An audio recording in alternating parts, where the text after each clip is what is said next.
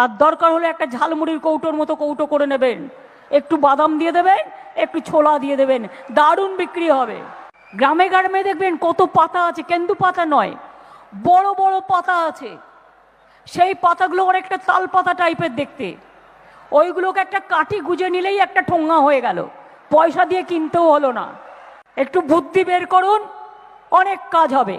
আর আজকে যে বলবে ও মা তুই এটা করছিস, বলবি হ্যাঁ গো এটা করেই আমি কোটিপতি হব। বলবে আমি বিত্তবান হতে চাই না, আমি বিবেকবান হতে চাই।